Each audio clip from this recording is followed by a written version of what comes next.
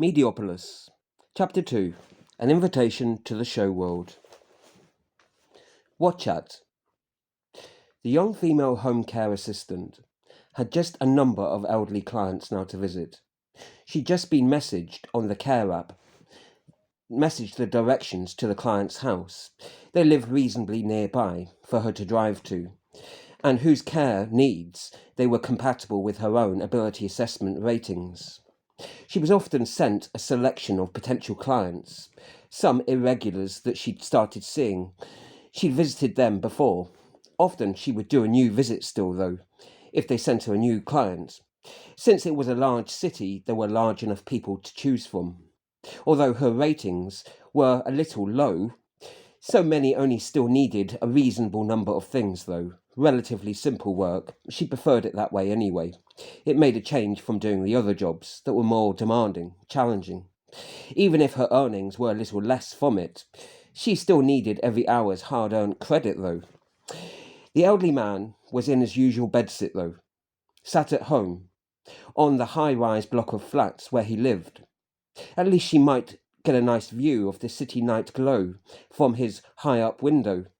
Take a picture of her with the city lights behind, perhaps, if he seemed friendly enough and allowed it.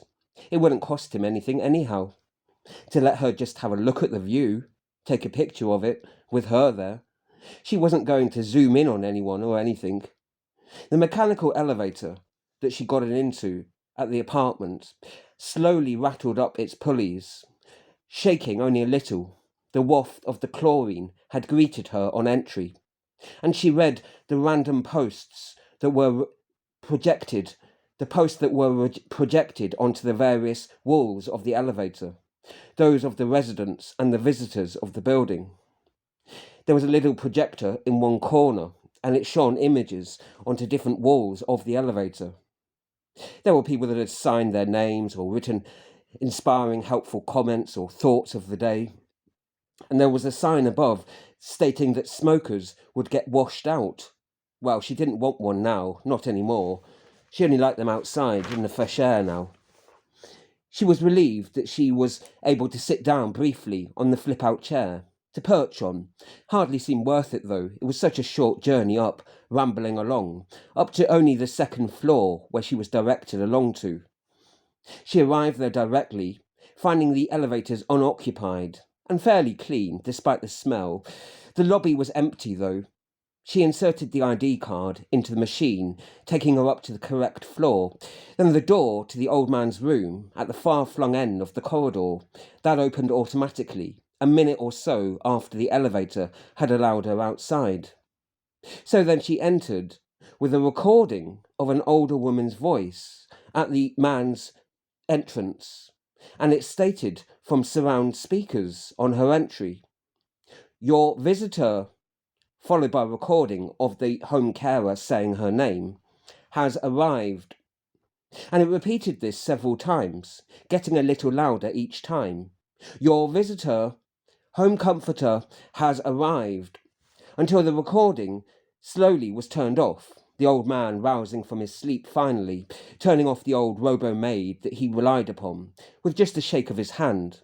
It was on a motion sensor that turned it off, turning off the audio recordings, the pre-programmed alarm. The man went up to the glass door, slowly shuffling his way along there, grabbing a big coat to put on to keep himself warm when the door was flung open. He could see through the glass door clearly. It was the same home comforter he'd had visit before. Yes, it was her. He recognised her look. Had the same chatter about the door too when she greeted him. He didn't have conversations at the glass door, not through the glass door, really.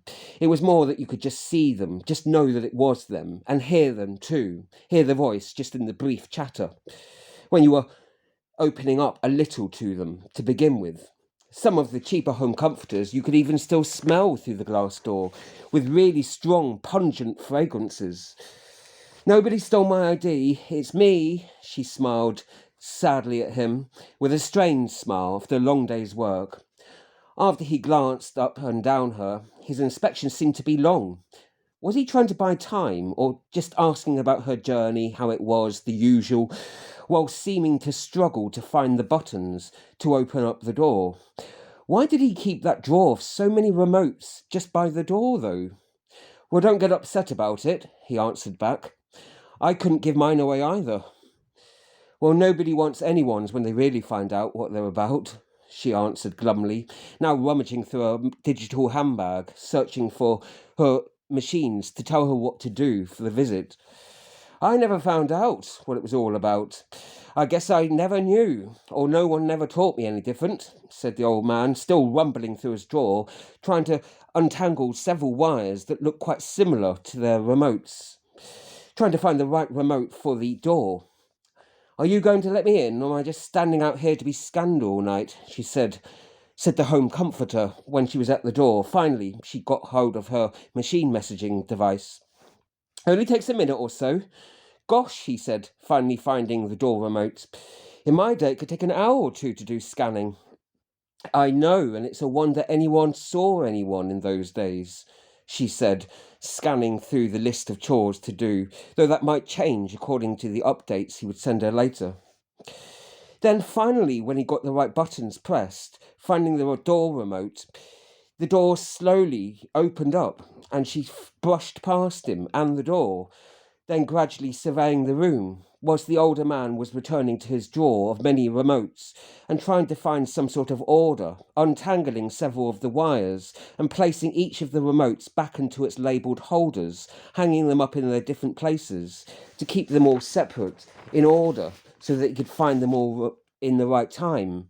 There were the temperature remote, the lighting remote, the cleaning remotes, the door remotes, the window remotes. Then there were the kitchen remotes too. Well, he had replicas of all of those in case something happened to the originals. If they broke down, something got spilt into the mechanisms.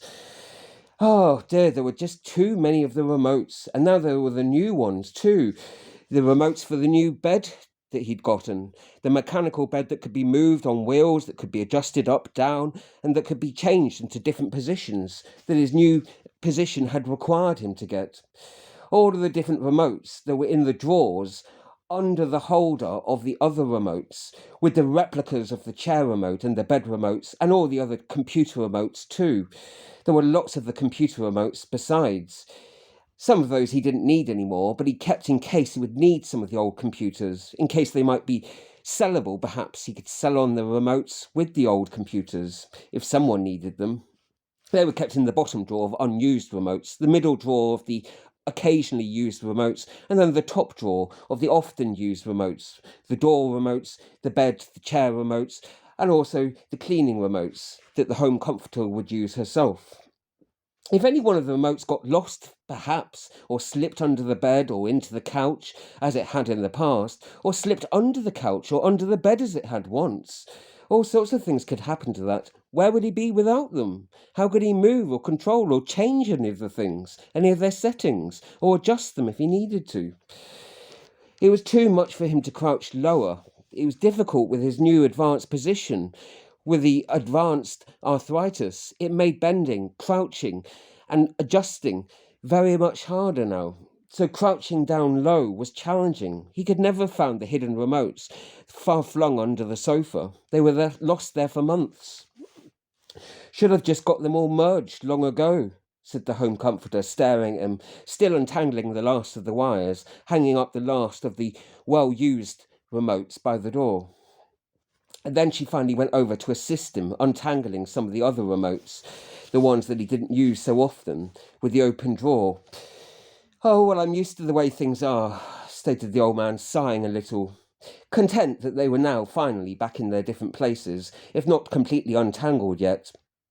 Why didn't all the home comforters just put them away, back when they finished using them, without all being told to? Moaned the elderly man, muttering away something else as he marched away from her, going over to the kitchen area, where he would prepare them both a drink before their weekly talk and catch up. He moaned sometimes to her without waiting to hear what the response would be, but she followed off behind to say what she thought anyway. He didn't say what he thought about her, not when he was directly with her, of course. though he did mumble something she didn't hear.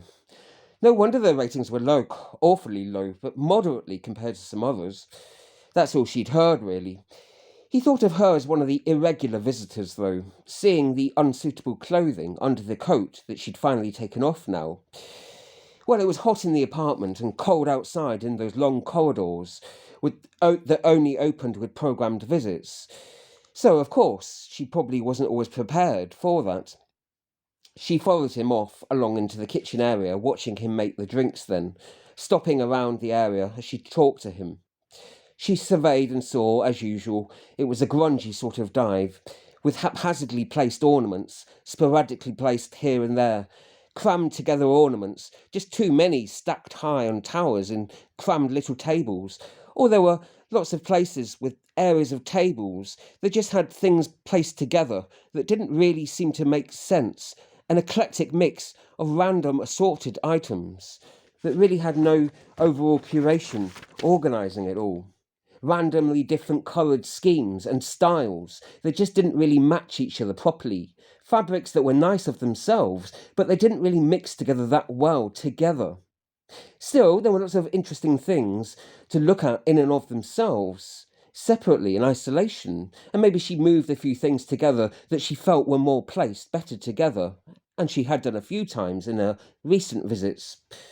The place was still a little grubby here and there, although she tried to clean up a few of the areas as much as she could, as much as time allowed. Yet it was not too bad, not as bad as some of the places that she visited that were much lower on the hygiene rating lists. It was perhaps a wilting home, she'd describe it as, yet not quite rotten thoroughly through, not just yet. It could still be cleaned up a little bit much, and perhaps still preserved. It still smelt musty and a little damp in places too. What could be smelt still through the thick smoke, that was.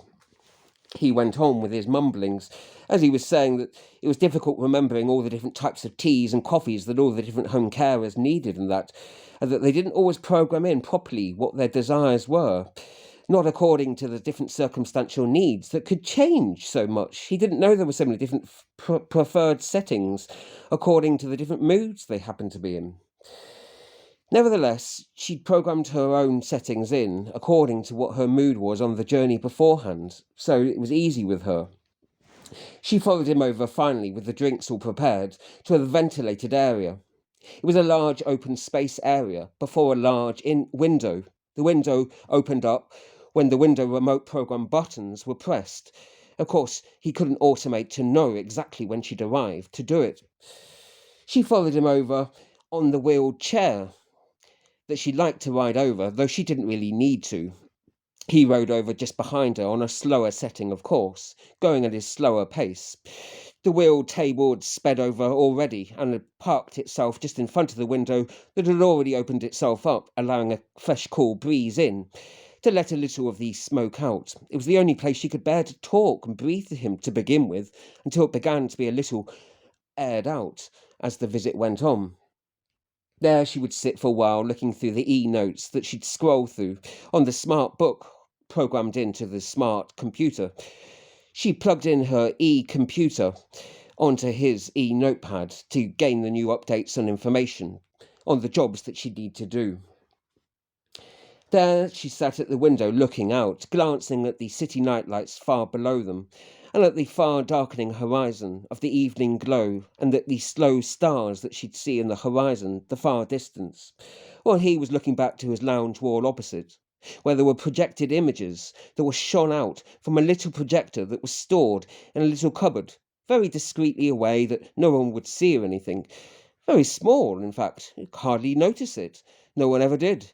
With all the projectors that were around, he had 5 or 6 of them. This one was beamed at the large, spacious wall. It was a large lounge wall that was sat opposite to where the spatial area around the window was, one that they could glance easily over to and see the projected images that were beamed up and over and onto the wall itself. These images happened to be at the moment of a large version of a crowd that were projected into the background, with a large image of a man who was walking around a small stage. He was well dressed in a smart uniform, had on a small white collar with a tie, and smart black coats and trousers. He was parading around and seemed to be asking questions, though it was muted at the moment, so it was not possible to see, like it was a mime that was being performed for them. He strolled along back and forth along this stage with a man on a chair sat at the centre of the stage that he projected around. He wandered around, gesturing, pointing images, and they appeared to be having some, or miming some conversation.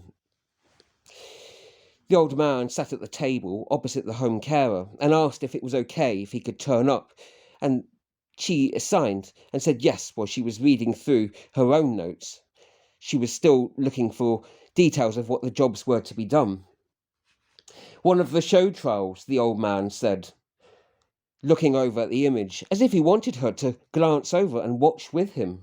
He'd been watching a long time before, of course, watching it before she'd turned up, not knowing exactly when the traffic would permit her to show up, of course.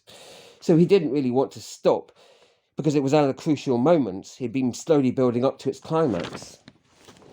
Because he was an older man, the algorithms, they sent and assessed him for shows that were most useful for him.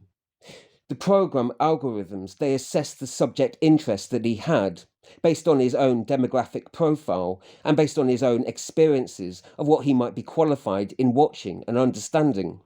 He was a former trialer in these specific types, so that he'd been sent so many different trials that were relevant for him to view that he might have some, however limited, understanding of.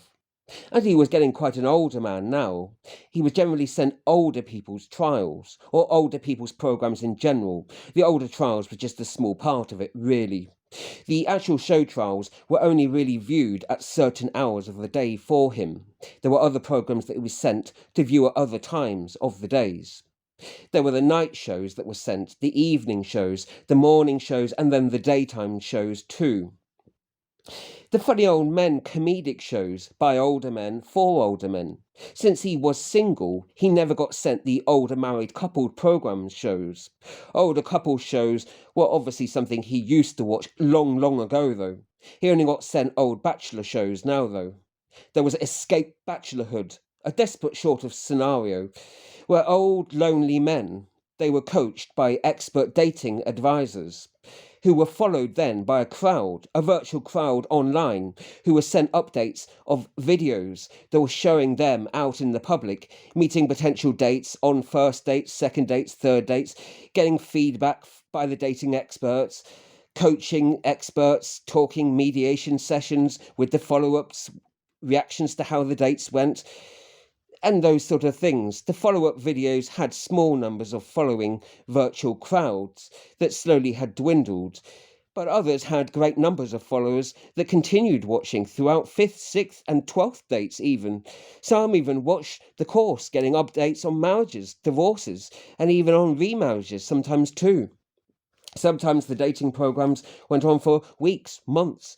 Others featured long conveyor belts of many people that followed many different people, and other people only followed small numbers of people that had happened to watch a lot of the programs about, seeing long hours about the people discussing their backstories, their chapters, their previous histories, their life experiences. There were all sorts of personal stories of people, their families and friends, and even exes talking about their past lives, talking about their past jobs, their past relationships. Hours and hours that were spent vested in learning about the different people. The dating experts themselves would be spent hours of this research material. Only then were they able to coach and give the experience themselves and to participate within the show.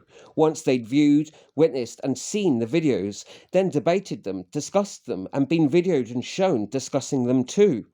There was a whole procedure to get through on it, one that was quite laborious, so you didn't go into it too often or too many times. Well, the old man had only done it half a dozen times, perhaps 4 or 5 times at most. He'd had to abandon 1 or 2, and only 2 or 3 times had really worked out that well. A couple he hadn't really understood that well what they were about or who they were, in fact, and it led to some great misunderstandings.